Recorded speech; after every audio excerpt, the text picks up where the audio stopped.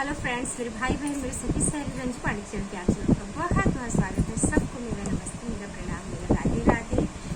आज मैं अपने चैनल पे एक बहुत ही सुंदर सा प्यारा सा कहारवान आज गीत लेके आई हूँ और आशा करती हूँ कि आप सब लोगों को बहुत अच्छा लगेगा। तो आप लोग सुनिए और जैसे अपना आशीर्वाद दे रहे कैसे ही बनाए रखिएगा, कम मत कीजिएगा, ज़्यादा ही कीजिएगा इस बहन पे।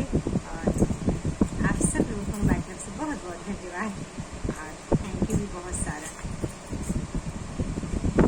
मोरवा बोलिया बोले अब का करी हो, मोरवा बोलिया बोले अब का करी हो, मोरवा बोलिया बोले अब का करी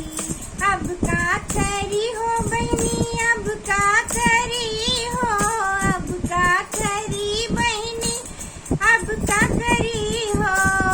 मोरवा बोलिया बोले अब का करी हो, मोरवा बोलिया बोले अब का करी।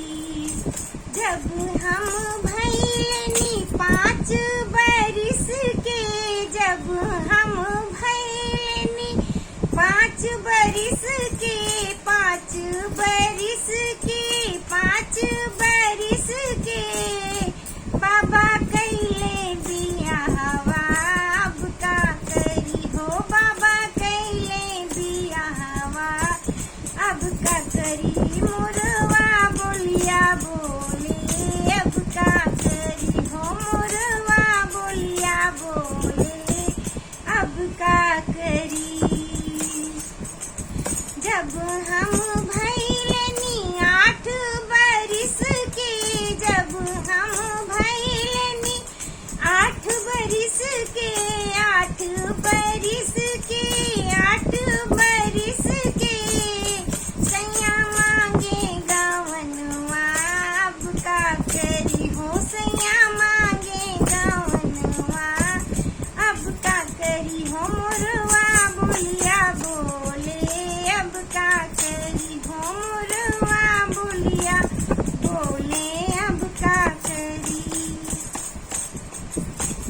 जब हम भैलनी 12 बरिस के, जब हम भैलनी 12 बरिस के, 12 बरिस के, 12 बरिस के, बाबा दिहले गवनवा अब का करी हो, बाबा दिहले गवनवा अब का करी हो। मोरवा बोलिया बोले अब का करी हो, मोरवा बोलिया बोले अब का करी।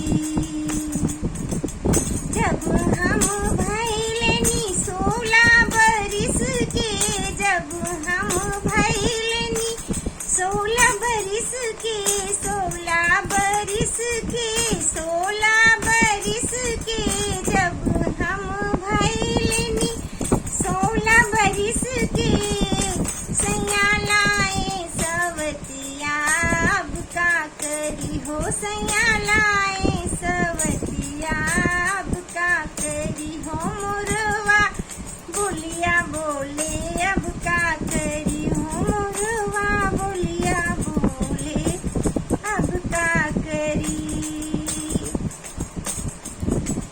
दे तू मोरी सासू छुरिया कटरिया, दे तू मोरी सासू छुरिया कटरिया, छुरिया कटरिया, छुरिया कटरिया, तजी देबै परनवा अब का करी हो, तजी देबै परनवा अब का करी हो। मोरवा बोलिया बोले अब का करी हो, मोरवा बोलिया बोले अब का करी।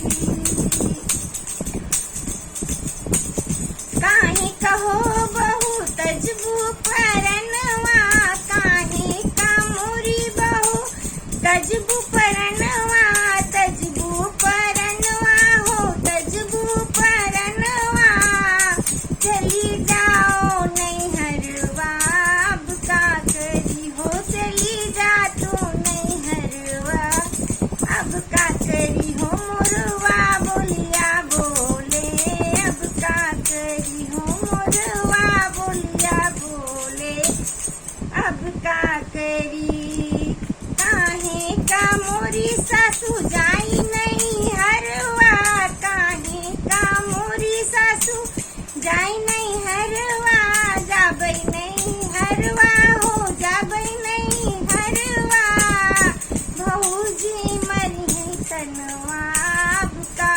करी हो भौजी मरी है तनवा, अब का करी हो मुरवा बोलिया बोले, अब का करी हो मुरवा बोलिया बोले, अब का